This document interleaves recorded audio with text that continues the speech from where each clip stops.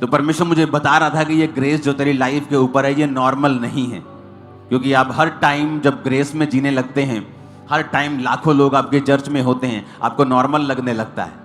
लेकिन जब फिर परमेश्वर आपको दिखाता है कि नहीं, ये नॉर्मल नहीं है, ये एक्स्ट्रा ऑर्डिनरी है।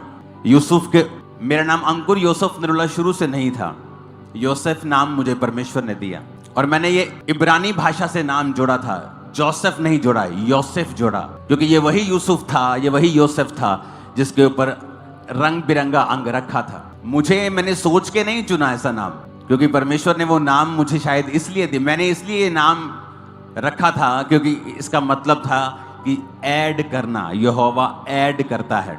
तो जब से मैंने नाम के साथ योसेफ ऐड किया है, मेरी लाइफ में बहुत सी चीजें ऐड हुई हैं जबरदस्त रीति के साथ। तो परमेश्वर मुझे बता रहा था कि ये ग्रेस जो तू तेरे पास, तेरे ऊपर है ना, लोग सब कुछ कुर्बान कर देना चाहते हैं इस ग्रेस को हासिल करने के लिए। और मैं प्रभु का थैंक्स कर रहा था कि तू जो कर रहा है ये महान है। ये तो 100 सालों से कोई मेहनत करे तब भी नहीं हो सकता, तेरी ग्रेस के द्वारा ये हो सकता है। आप जानते हैं, जब मैं परमेश्वर में आया तो मैं बड़ा कंफ्यूज रहता था। रीजन ये था कि कोई वचन प्रचार करने वाला ऐसी कलीसिया नहीं थी जहां मैं जाऊं और वचन का डीप मैं प्रचार सुन सकूं। तो मैं इंटरनेट से प्रचार बहुत सुनता था, इंटरनेट से अच्छे अच्छे लोगों का प्रचार सुनता था। तो कई बार जो बहुत अनॉइंटेड लोग होते थे वो कोई प्रचार करते थे, और एक दूसरा व्यक्ति जो इतना मसे वाला नहीं था वो भी प्रचार करता था, दोनों का प्रचार आपस में मिलता नहीं था। तो मैं बड़ा कंफ्यूज रहता था कि इनका प्रचार आपस में मिलता क्यों नहीं है, मैं किसकी बात सुनूं, मैं इसकी बात सुनूं कि इसकी बात सुनूं, ऐसा क्यों है, एक ही आत्मा है तो प्रचार अलग अलग क्यों है। तो आप जानते हैं कई बार आप प्रभु से जब सवाल करते हैं तो एकदम से जवाब परमेश्वर आपको नहीं देता है। जवाब नहीं आता था तो मैं भूल जाता था अपना काम कुम करने, अपनी प्रार्थना करनी, अपने काम करने। तो लेकिन प्रभु सुन के ऐसा नहीं कि भूल गया, वो जवाब देता है, लेकिन अपनी रीति के साथ, अपनी टाइमिंग के साथ और अपने हिसाब से आपको जवाब देता है। परमेश्वर ने मुझे जवाब दिया और उस जवाब से मेरी सारी कंफ्यूजन जो थी वो खत्म हो गई। उत्पत्ति 1 उसकी 16 आयत में लिखा है, तब परमेश्वर ने 2 बड़ी ज्योतियां बनाई, उनमें से बड़ी ज्योति को दिन पर प्रभुता करने के लिए और छोटी ज्योति को रात पर प्रभुता करने के लिए बनाया, और तारागण को बनाया। जब परमेश्वर ने मुझे वचन दिया, जब परमेश्वर ने मुझे समझाया, जब मैंने ये वचन सुना, तो प्रभु की आत्मा ने फिर मुझे समझाया कि परमेश्वर ने भी जब ज्योतियां बनाई तो 2 तरह की बनाई, एक बड़ी ज्योति बनाई और एक छोटी ज्योति बनाई। परमेश्वर के राज्य में 2 तरह की सच्चाइयां हैं, एक है हायर ट्रुथ, एक है लेसर ट्रुथ। दोनों सच्चाइयां हैं, लेकिन एक हायर ट्रुथ है और एक लेसर ट्रुथ है दोनों ज्योतियां, लेकिन एक ज्योति बड़ी है और एक ज्योति छोटी है। पूरे बाइबल में आप कहीं नहीं पढ़ेंगे कि परमेश्वर ने योना नबी के द्वारा कहीं मिरेकल्स किए हों।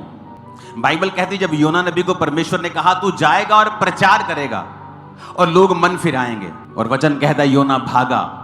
सेवकाई में रह के भी लोग गलतियां करते हैं, लेकिन इसका मतलब ये नहीं कि वो परमेश्वर के दास नहीं है। परमेश्वर फिर उनको चुन लेता है, और फिर वो गया प्रचार करने के लिए और वहां पे प्रचार किया, पर उसके मन मुताबिक चीजें नहीं हो रही थी, वो लोग नाश नहीं हुए 40 दिन बाद।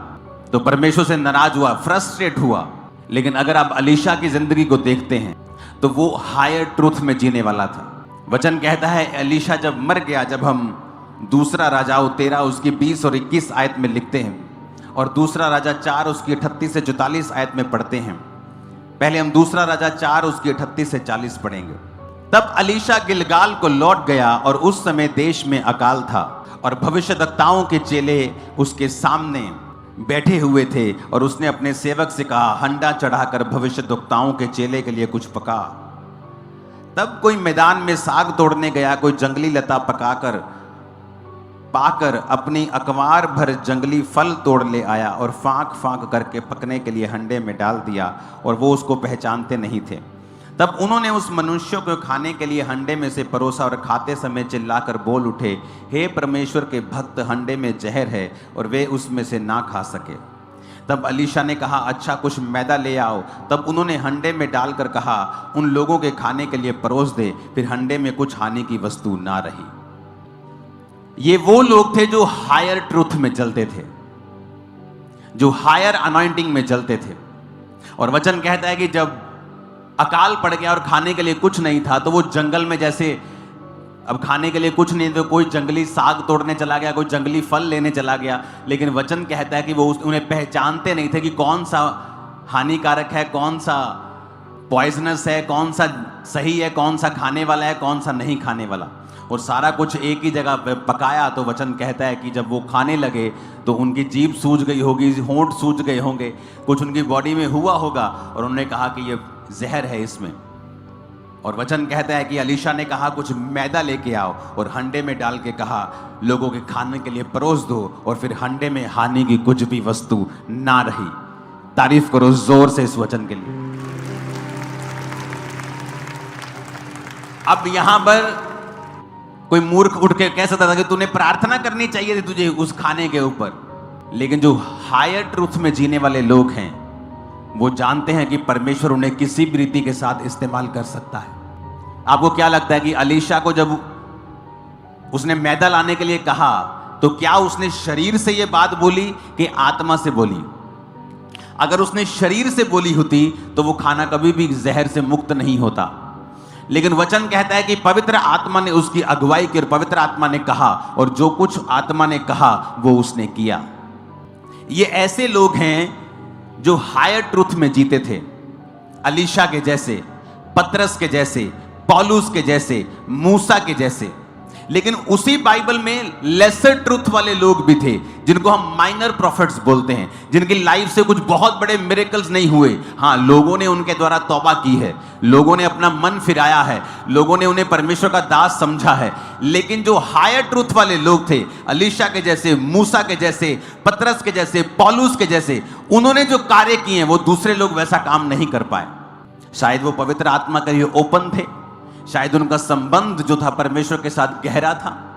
आपने यशाया नबी को देखा होगा कि यशाया नबी जाता है और बोलता है कि अंजीर की टिकिया लेके अपने कैंसर के फोड़े पे बांध तो वो ठीक हो जाएगा। लेकिन आपने दूसरे जो माइनर प्रॉफिट्स थे, आपने उन्हें प्रचार करते, भविष्यवाणी करते सुना होगा, लेकिन ऐसा कोई भी मिरेकल्स उनकी लाइफ के दौरान नहीं हुआ। आपको ये बात समझ आनी चाहिए कि आप और मैं, हम हायर ट्रूथ वाली कलीसिया हैं, और ऐसे ही रहेगा और आगे हम बढ़ते जाएंगे यीशु मसीह के नाम में।